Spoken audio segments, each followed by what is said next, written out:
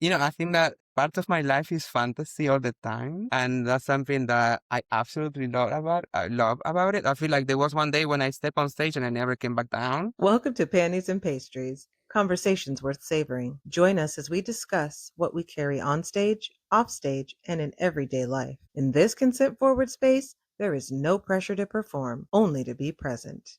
I'm your host, Lavish the Jewel. Let's indulge.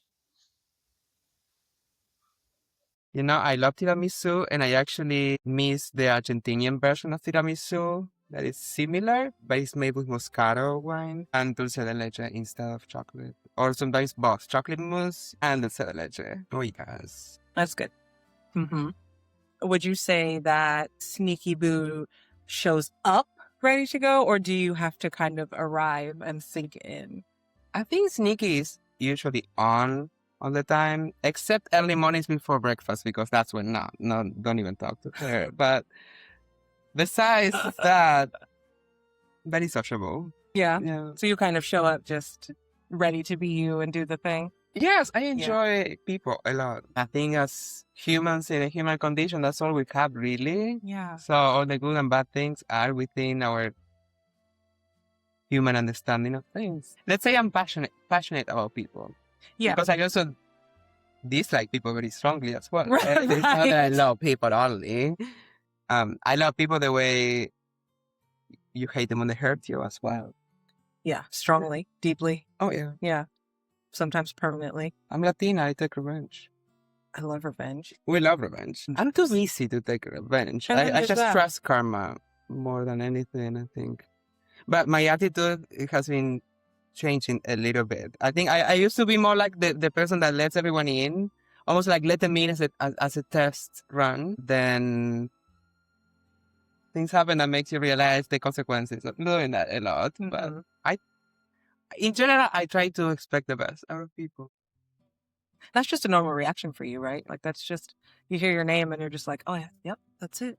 Oh yeah, that's my social anxiety kicking in when someone gives me a compliment. I will do the, oh, yes, it's me. And actually, I don't know how to react to compliments. Yeah. I think there is something that I cannot avoid is showing how I feel all the time. So maybe that's why I cannot keep a job very long. That's why I end up being a showgirl. Yeah. Most likely. You are the job. I try jobs. I try. Okay. I try. Yeah. Yeah. Speaking of being a showgirl, you mentioned that you started performing at the age of 5. I did. My first time on stage with a mic on my hand was at age 4. Wow. Yes. I was the director of a circus at the kindergarten end of a year show. And they put me as a presenter so they could tell me that, okay, you're going to introduce. And the story goes around, the animals are sad because they are in how do you call those? Cages at the circus. So when the presenter goes to sleep at night, all the animals escape. Oh. And those were the kids running around. So I liked theater a lot.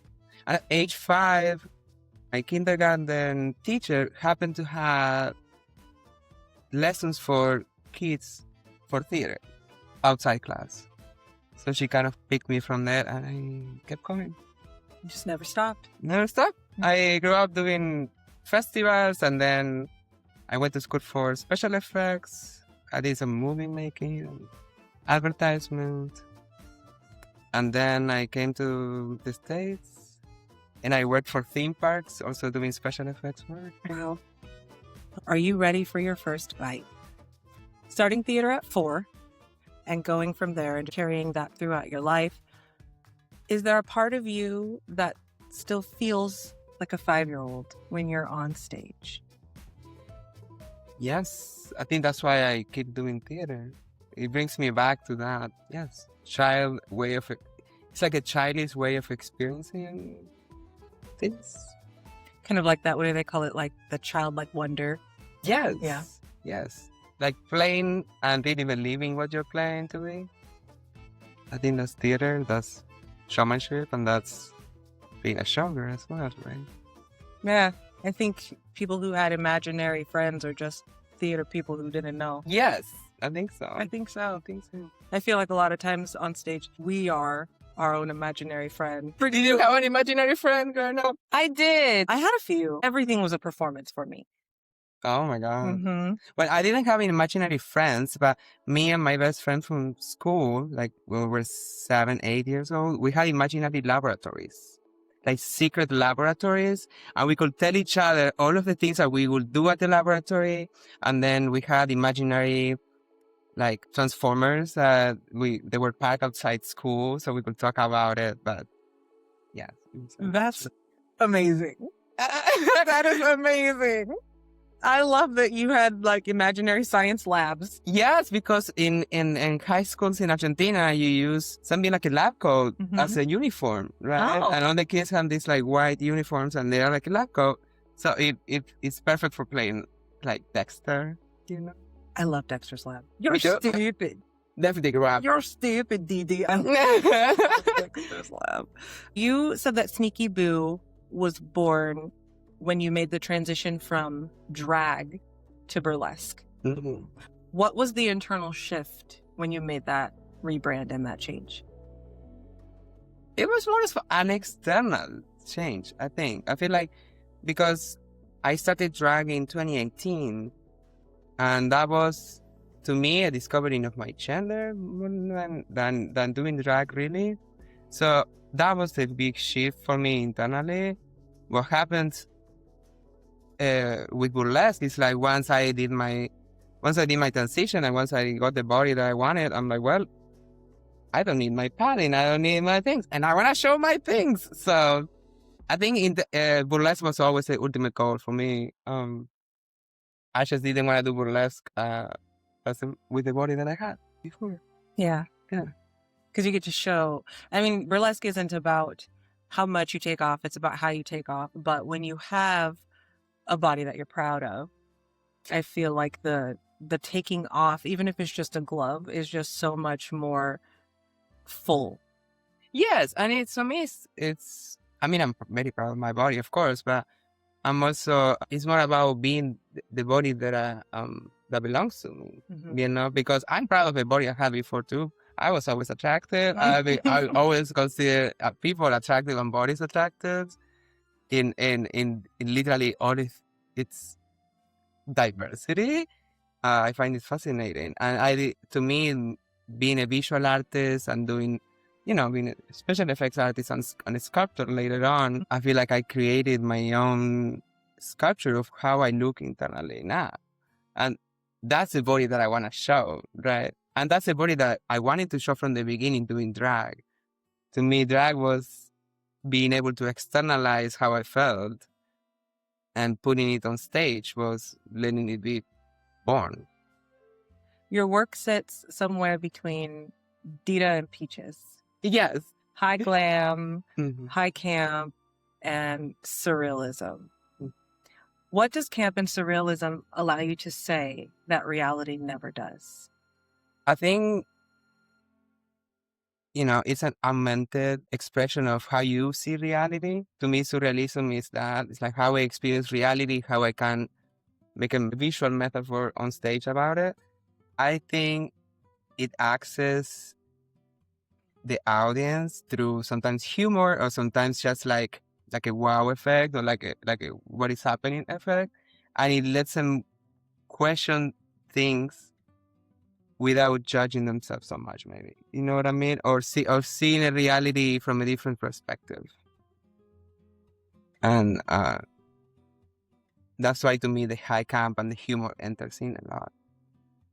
Sometimes I feel like if you can make someone that hates you for who you are, but you can make them laugh, you can access to them that way. And they can sometimes create a connection to you or to who you are or to who you are showing that you are, and change their mind about it, you know? Like maybe they find something in your story that's relatable to their story. Yes. That they may not even know was part of their story. Yes. Yeah. You've been storytelling on stage and creating props and creating costumes and looks and effects since your teens. Yeah. What is the most important part of telling a Sneaky Boo story? To me, the story is there always.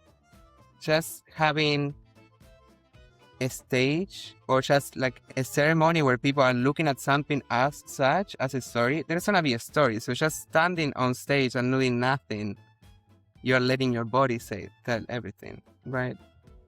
So to me, telling a story is owning that and saying, yes, and like, yes, I'm this, and this is what I do with it. Or this is what you see, and this is who I show you that I am.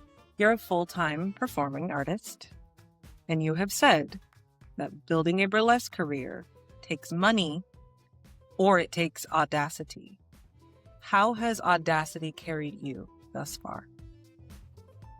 Yeah, audacity and being creative is like what I carry from my culture, and it comes from necessity, of course. I didn't start burlesque, and I don't even do burlesque right now with a huge budget or anything like that. I literally figure out my way through things, and I trust on my vision, but also I trust on the validity of what I do, right? And then I figured out how to step out around the rocks in a way, right? I think I'm very creative, and I see resources as not necessarily money. It's also like everything that allows you to do what you do, right? Community, family, love. All of that is part of the resources that feed your life, that gives you what you need to keep going, right? Something we all need to keep going, I think, is rest. Oh, yeah. And you've said you've been prioritizing mindful rest and beauty sleep. Oh, yes. I get my beauty sleep. I think it started when after my transition, it's like, oh, now I'm ready to relax and chill. I'm not anxious for anything. I'm just living every day. How do you know when your body needs a pause instead of applause? I think my body gives me signs and my mood changes, and it is something that I feel it. I have a lot of energy, so I know how to push through sometimes, weekends of not resting and doing things like festivals, of course, knowing that I have a good long time of rest coming after that. And there are moments when like there is like a gut feeling that I'm not supposed to do it, and sometimes when I pull back from something, it was okay. What does pleasure look like for you right now? All of these. Yeah, really. I'm living my best life. I think that part of my life is fantasy all the time. And that's something that I absolutely love about it. I feel like there was one day when I stepped on stage and I never came back down. But not in a way where the fantasy is not real. It's just that it is my reality. I truly live a life where I have to stay with the people that believe in me, because for some people I don't exist, or I'm not even like valid as a person. So that to me relates to theater in a way. So I have to stay within my audience, and also I have to be always creating the fantasy for it to keep moving, like it being real, and also to keep giving me work and giving me sustainability.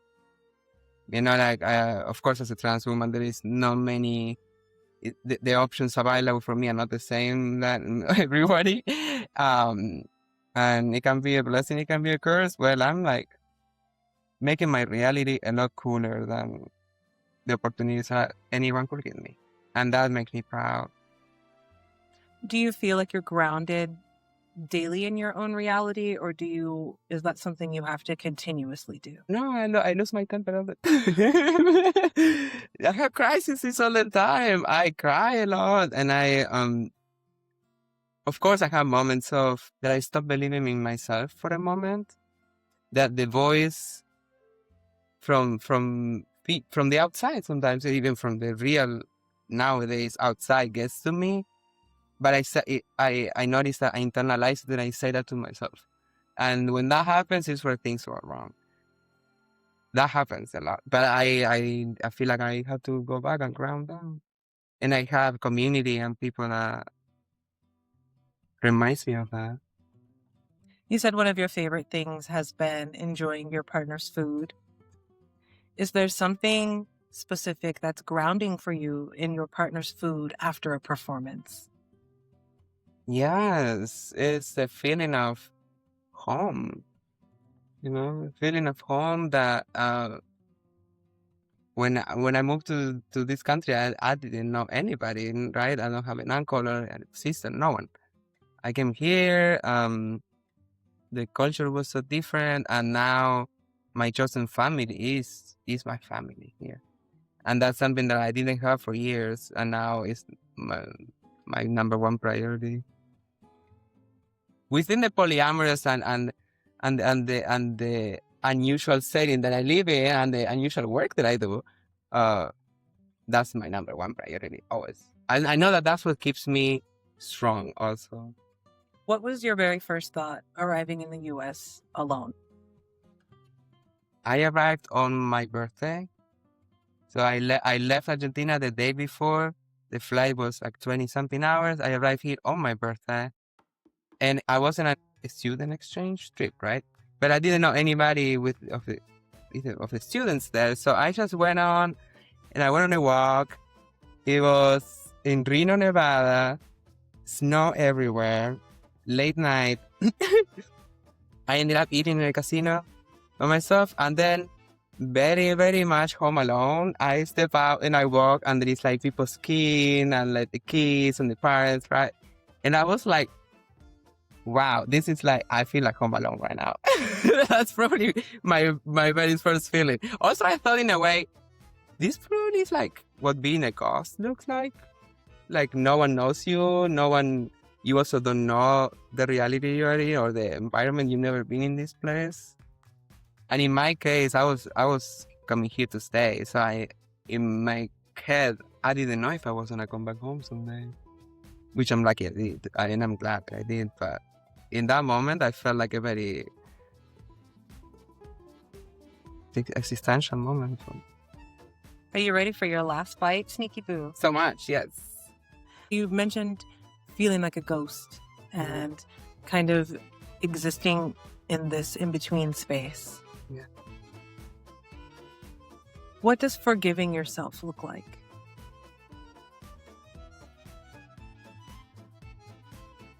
I come back to this, I think. I think this has been the point where I'm at now is a result of forgiving myself. I went from being a trans woman is my worst nightmare to being the thing that I love the most, and especially doing it this way. So yeah, this is forgiving myself. I think that's also what whatever I can give back to the community that allows me to be this way, and it feels like forgiving myself because for years I was very angry at everything. I was really very angry at everything, and I felt like I didn't owe anything to no one. And now I feel like, no, yes, I owe things to some people, and I love giving it back, and it makes me feel good about it too. If someone is joining us and they are still hiding themselves in a way that you had to do for so very long, what would you say to them?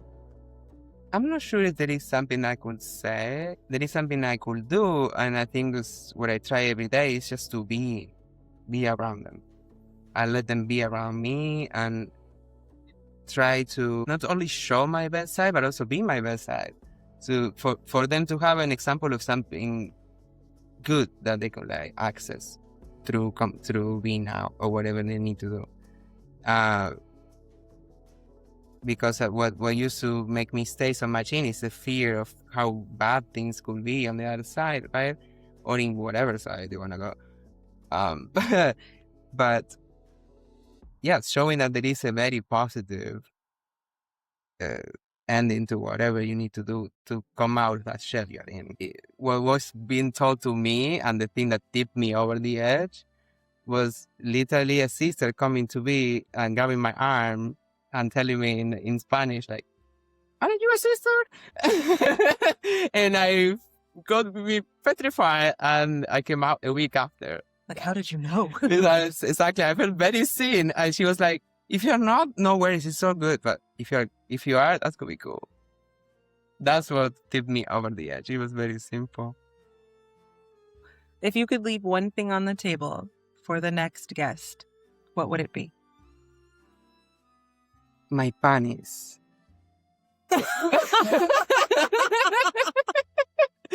Or my pasties, whatever looks better. Thank you. Honestly, thank you so much for joining me and being a part of this project. Thank you so much for having me. Until our next bite. Thank you for joining us for Panties and Pastries. Remember to stay soft, stay honest, and keep indulging. Until our next bite.